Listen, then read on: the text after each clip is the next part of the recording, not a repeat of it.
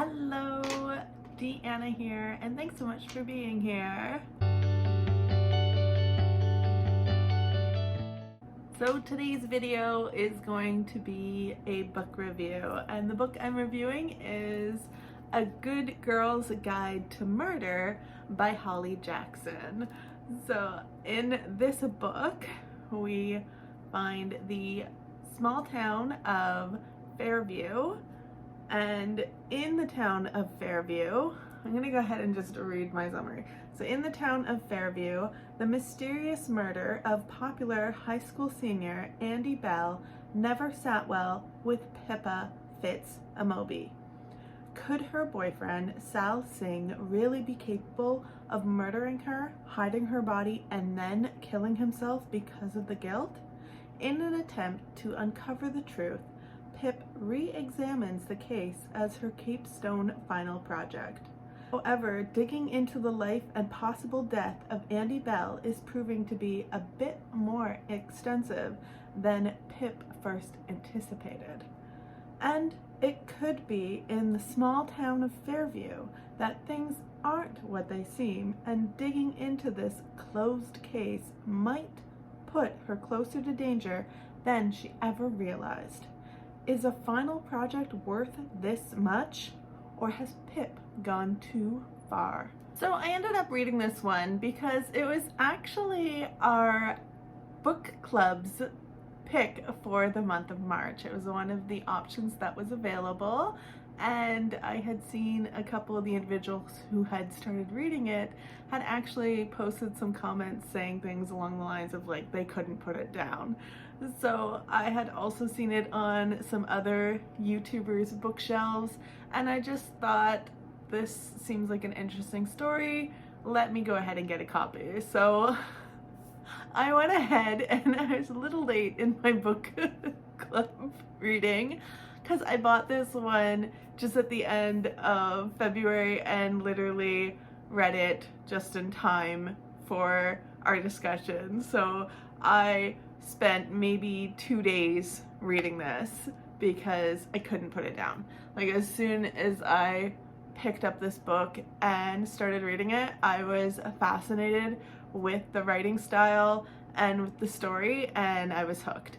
The writing style is really cool because you get these pages in here where it's like actual investigation notes of Pip's, and where she's like putting her project notes and stuff like that. She's got like interviews in here with some of the people tied to the investigation, and she has a whole list of suspects. So it was really interesting seeing those notes throughout the actual story, and it just really gave a different look into the character of Pip and really helped you to feel like you were part of this investigation and were part of trying to figure this out as it went along. And with all the twists and turns that there was in this book, it really was very engaging and just really kept you guessing. Like, the whole time I was just wondering, who is it? Who did what? What is going on in this town? Like, what happened to Andie? What happened to Sal? Like, what is going on? And like I said, there were so many people that were potential suspects that you kept going like, oh, is it this person? Is it this person? Like, what about them? How are they involved? Like, it literally kept me guessing like right up to the end of this book. And I think that was really well done by Holly on how she just kept me gripped and kept me along for the ride and wondering what is going on in this book. So I did absolutely love that of this book, and I think Holly did a fantastic job. I think too it had a very kind of young adult feel to it while also being a murder mystery case style of book and genre.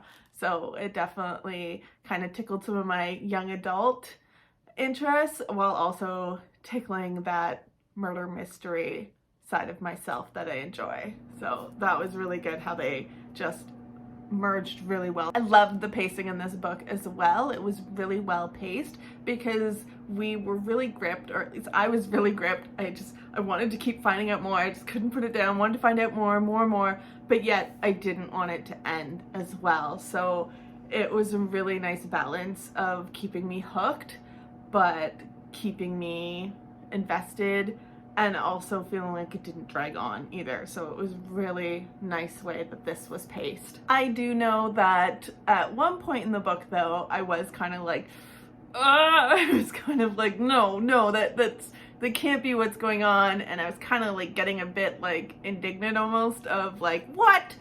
But yet again, she just threw more and more twists at us, and it just really kept me wondering what was going on. So I just loved it. Even when I was getting like, oh my god, I know what happened, it was like, no, because whoa, here's a twist over here, like whoop, here's this over there. So it was really well done and really great to try to figure it out and find out who did what.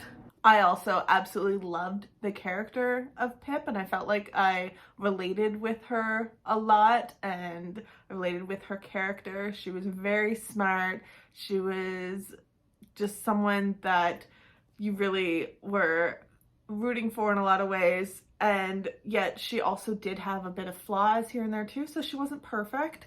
So that was a really well written character in my opinion. Like, I found that she wasn't completely naive and daft as some teenagers are written, and I felt like the teenagers in this felt more real. Like, they weren't just like like some teenagers are written, but they weren't like really ridiculous. They did have limits as well as teenagers, so I did like that more realistic look at sometimes what teenagers are like. So I really applaud that as well for the characters that were created in this book. And I absolutely love the character of Ravi. Ravi was incredible. Sal's brother Ravi, he is such a wonderful character. He did not deserve half of the things that he went through, any of the things really. He didn't deserve to have the town treat him as such an outcast, and the way that they ostracized him from the town. Like, he did not deserve that. That was not fair for poor Ravi. And I was really happy when Pip took on this case to dig into it, not just for herself and her curiosity and trying to figure out what happened, but also just for Ravi's sake as well, because like I said, he deserved so much better. I stan Ravi. Let's hope that standness continues. I did cry a few times during this book as well. Like, this book did have a few emotional moments when I got pretty upset as well and cried. So it was really well done, and I really loved this book. So my rating for this book was 5 stars. I was super impressed with this book. I kind of didn't quite know how I was going to feel going into it. I did think it was probably going to be a pretty good book just based on what I had seen, but I didn't realize just how good it was going to be. So I very much love this book. I think it's been one of my favorite reads so far. Not my favorite, but one of my favorite, definitely, reads of 2022. So this is definitely one that I have loved so far and is in my top tier list for 2022. And I think she did such a great job. Holly did such a great job writing this book that I can't wait to get my hands on the sequel, which is Good Girl, Bad Blood. So I want to see how that continues, and if Holly is writing it with the same amount of suspense and just humor and her incredible writing style that she has in this book, then I do think that that second sequel is going to be really great as well. So I can't wait to get my hands on that one as well. So that's it for me. So this is a 5-star for me, and I really enjoyed it, and I'm really glad I read it, and I am glad that I took the time to read it for my book club, and really glad that it was our choice book for the month. So definitely 5 stars for me. So that's going to be it for me. Thank you so much for watching. I hope you enjoyed. If you did, give it a like. I really appreciate it. Subscribe, all that fun stuff. I also will have a blog post that I will link below, because I did also review this on my blog. So if you're interested, go ahead and check that out. Other than that, I hope you have a wonderful rest of your day, night, evening, whatever time it is, wherever you are in the world. Take care of yourself. Thank you so much again for watching, and you will see me next time. Bye!